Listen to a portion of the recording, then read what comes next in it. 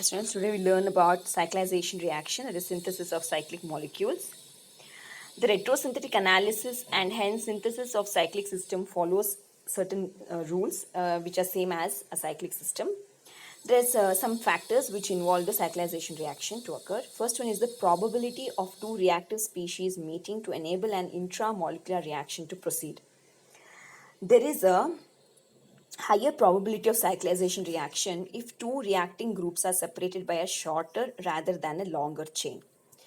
Now, when you look at some example, the diester 12 with NaOET gives cyclopentanone in 30%, whereas the target molecule 14 the molecule 14 in presence of NaOET gives a cyclohexanone which is only 54% yield. So now here you can see that the product 13 is a cyclopentanone, whereas product 14 is a cyclohexanone. So now whenever as the ring goes on increasing, what happens is the yield will goes on decreasing. So that's why we can see that for cyclopentanone the yield is 85%, whereas for cyclohexanone the yield is 54%.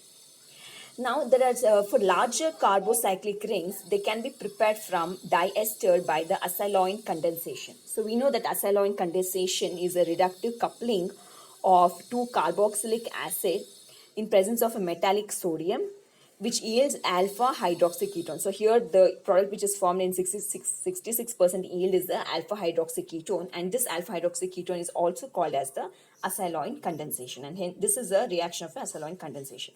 So here you can see how we are using the larger carbocyclic compounds, and in presence of sodium we can get the 66% yield, that is the product which is the acylloin. Now the second factor is the stereoelectronic effects.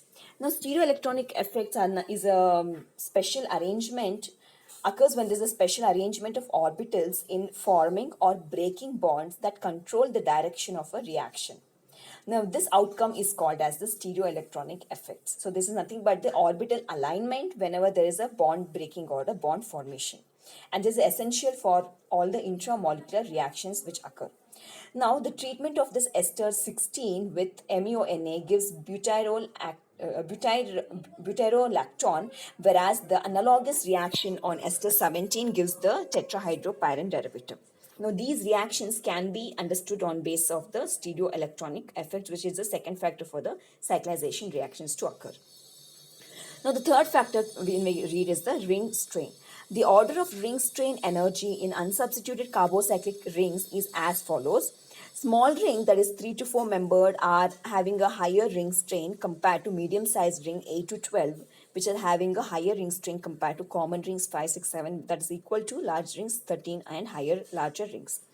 Now, when we look at the small rings 3, 4 membered, we know that they are more strained because they have the angle strain in them, and they also possess the steric strain, that is transannular strain in the 3-4 membered rings. So hence they are, you can say that the order of reactive or the ring strain is more in the 3-4 member and the highest in the compared to all the other rings.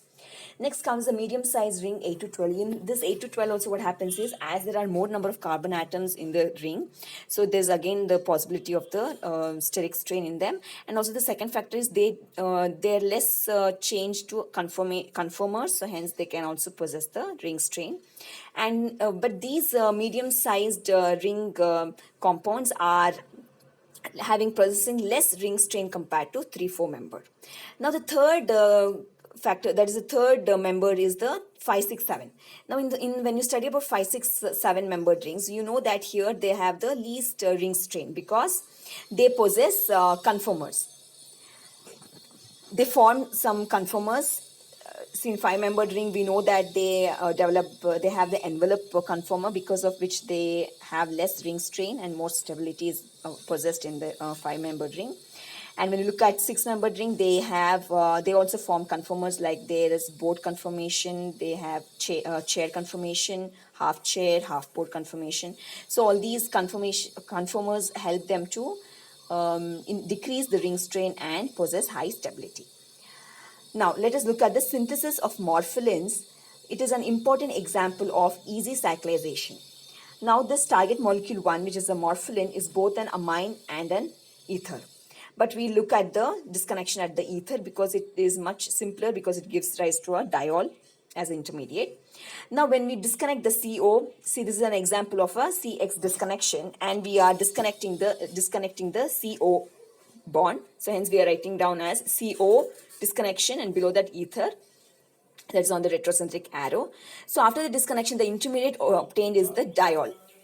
Now here you can observe that the nitrogen is linked to two carbon atom, and it is a tertiary amine, and here you can disconnect this nitrogen in on both the carbon atoms. So hence this disconnection is called as the 1-2 disconnection, 1,2 disconnection. And the red disconnection that we have shown is nothing but we are disconnecting both the carbon bonds attached to the nitrogen. So once we disconnect it, you can see here that there is the epoxide formed. So there's nothing but the umpalong synthon that is obtained. So the umpalong synthon obtained, it gives rise to two epoxides and the amine. Now we know that epoxide is a very good reagent and can be used as a starting material for the synthesis of the target molecule. So we make use of the amine and also the two epoxides which is obtained, and on hydrolysis it gives rise to the target molecule 1. So these are some of the reactions of cyclization, how the cyclization can take place. And also another important reaction is the Diels-Alder reaction. Even in Diels-Alder reaction also we can see that the cyclic compounds can be generated. So this is it for the cyclization reactions. Thank you very much.